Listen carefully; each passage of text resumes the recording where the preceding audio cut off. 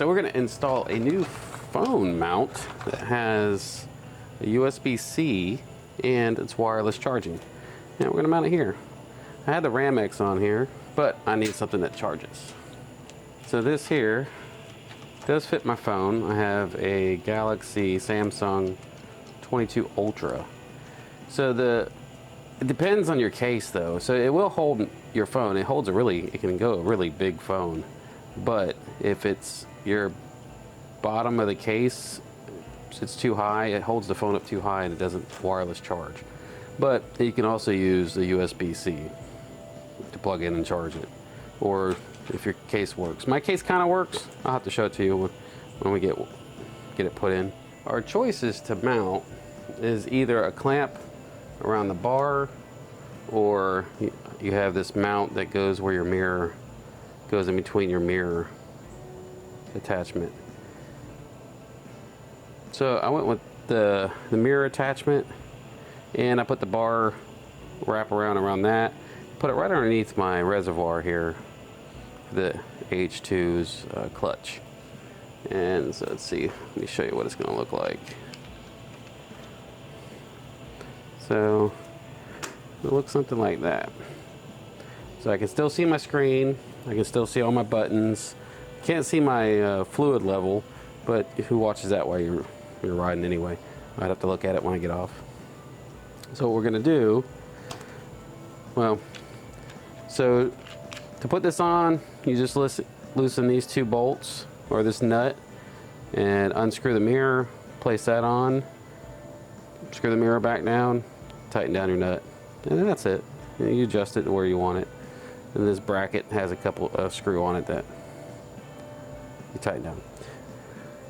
What we're needing to do is run the wiring. So let's show you what we're doing there. All right, so we're gonna take the back seat off. I'm gonna take off the front driver's seat. And then right in here is the accessory plug. So this is where your battery's at. I have a battery tender on here, so that's why these look kind of like the way they do. So you have a few plugs in here. This is your diagnostic port. That's where you also can flash your ECU. And over here on the side, you have a couple of plugs. There's this black one in here that you might have to dig out. So it has a blank on it. So you pull this little clip up and it pops right off. And so you can buy the things, I don't know what they're called, the things that go inside, the little adapters or the little pins, and you can put them in here and wire it, plug that in. So now when you start to turn the bike on, it powers it. When you turn the bike off, it cuts the power. Or you can, I guess they sell these with wires on them, so you could do that. Or you can come in here and cut these off, cut this end off, and then connect the wires to it. Or you can do a kind of like a puncture, one that goes onto the wire and it kind of punctures the wire and you make a connection. What I'm gonna do is, because I'm gonna just kind of test this and see how I like it. So the way this works, the accessory works, when you turn the key on, with the key off, it always has ground, but it has no power. You turn the key on, ground's still there, and it supplies power. So I'm just gonna ground the wire to the ground on the battery, because it's always there. And then this little, just tap into that one wire, hook that wire to it, and then just rock on. So we're just gonna put this back on for now. The other place you can do is, so behind the intake, right in here is a loom of wires and your grounds to the bike. And inside that loom of wires, there's another plug identical to that one that I just showed you in the battery tray. This one here is for the heated grips. So if you got heated grips, it would go down and plug right in there. You gotta really take all this off to get to it, which is about an hour's worth of stuff to try and get all that off. But and that's a higher amperage, 15 amp, I believe it is. Don't hold me to that, but we don't need anything that high of amperage for a USB for a phone. So we're just going to go to the battery. It's going to be a lot easier.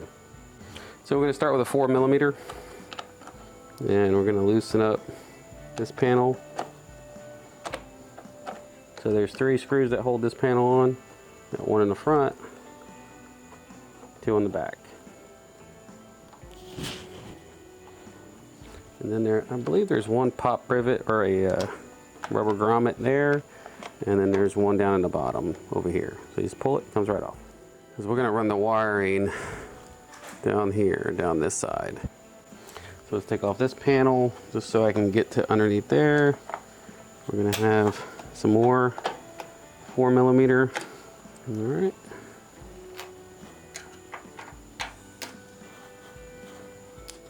All right, the one in the bottom down here was long. This one was short. And let's see how this one looks.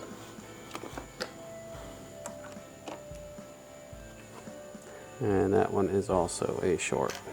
Well, I think we have a bolt here holding it down.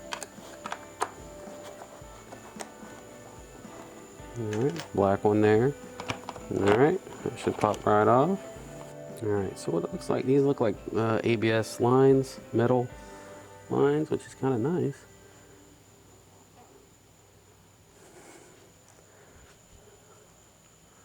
So there's the brake lines that here go up into these blocks, which that looks like that would be easy. Yeah, so those are the 2 lines. So one is for your brake lever and one is for your front brakes. So to change those out to steel braided lines would actually, looks like it'd be fairly simple. They go from here down to there. You might have to pull the tank, but it doesn't look that bad. But anyway, so, all right, change of plans. I pulled off the left side of the bike, and that's where all the wire harness and everything runs. So there's actually a cradle that you could run your wire down and zip tie to and run it back to the battery. So I think I'm going to do it on the left side of the bike, since it's going to be on the left side of the bike over here, and then run it. We'll see how that goes. Who knows, I may change my mind. Never know. All right. So we'll zip tie it up when we get it finalized. There is a rubber band right there. So we're just gonna try and go through that rubber band.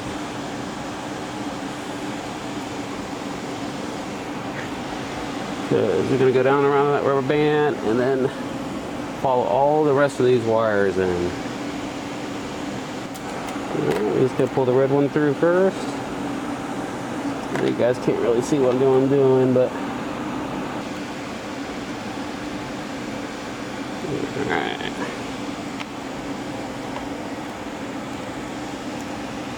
Go ahead and run the black one through.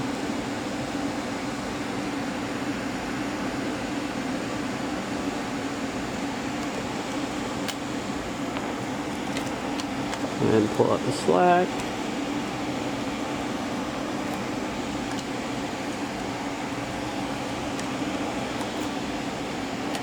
Now we're going to run it down around the tree,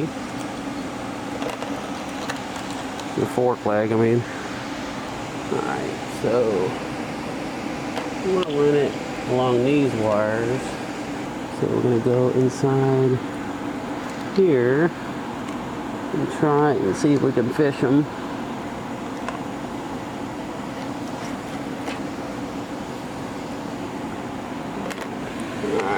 So now we're gonna put them in this harness.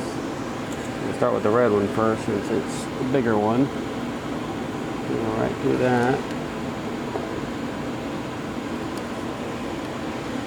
Into the black.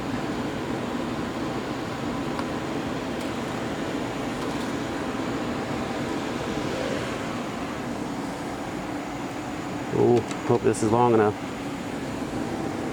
All right, got a harness here.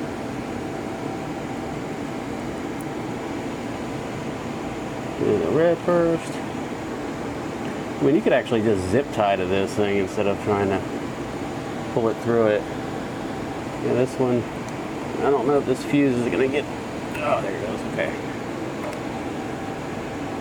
All right, let's do the black.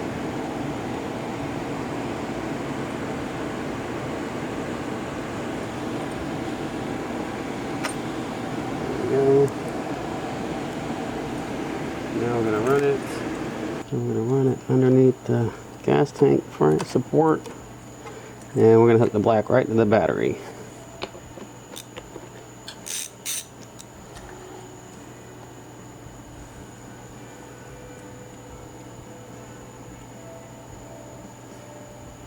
Just like so. Now don't forget, we still gotta go back and zip tie everything. We're just kind of loosely just attaching everything. All right, now we got the red one. Run that underneath the fuse. And this is gonna go over to here. And we're gonna go into the white wire. So let's just verify that it works.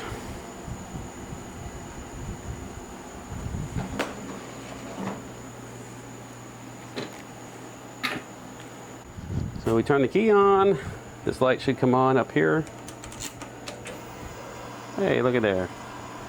So it works. So let's go grab our phone, make sure that charges. All right. Blue light is on. Open it up. Oh, 37%.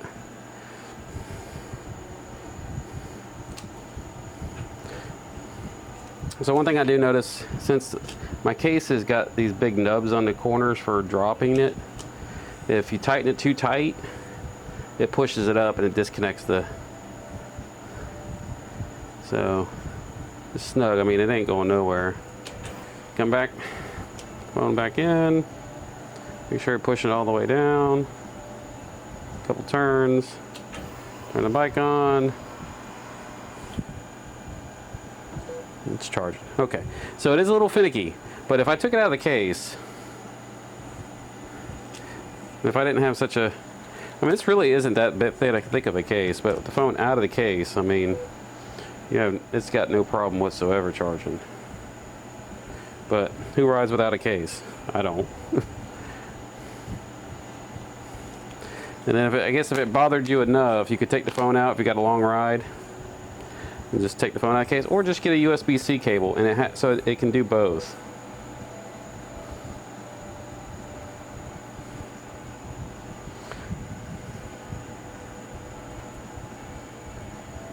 All right, so let's zip tie it up and make our connection.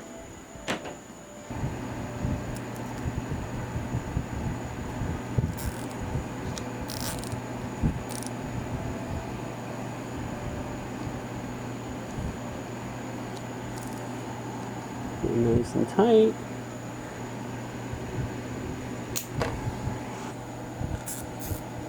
So we got the wheel turned all the way to the right, so it's not going to pull on that cable. Have a little kind of slack on it. Little tiny bit of slack. Got that. So right here, there's a wiring harness here. We're just going to wrap it, zip tie around this wiring harness.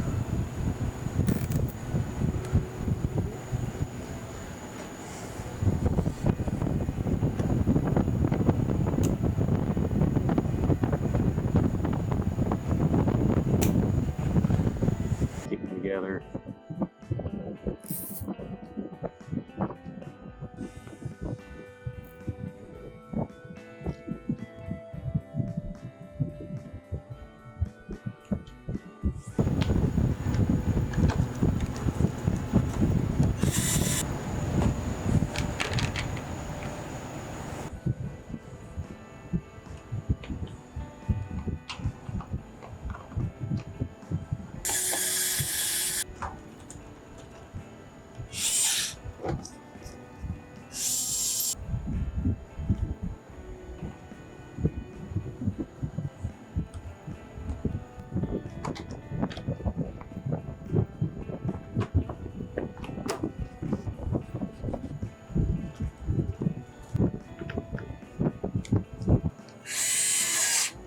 All right, put the other side together, but you don't need to watch that. I went ahead and cut it and just put the line, connected the white wire to the red wire. And so now we have power. We can charge our phone. Now I do have a little short cable here, so that way if I need to, you know, I want to plug my phone in, if I have to, if this wireless charging doesn't work well, then I'll use the USB-C. But you know, I can charge my wife's phone on it. If I decide to get a different phone, it may work better with it. Again, it's iffy. It just depends on the size of your phone and what kind of case you got on it. There is a button on the back to turn it off. So if you decided to hardwire it to the battery, you can hit that button, just turn it off so you don't kill your battery. But if you forget to leave it on, forget, now you're gonna kill your battery, your bike won't run. And it does remember, so if you leave it on and you turn it off, it will remember that it's supposed to be on. If you like the video and you want to see some more content from the ZH2, please leave a comment, subscribe, and I'll be bringing more content. See you.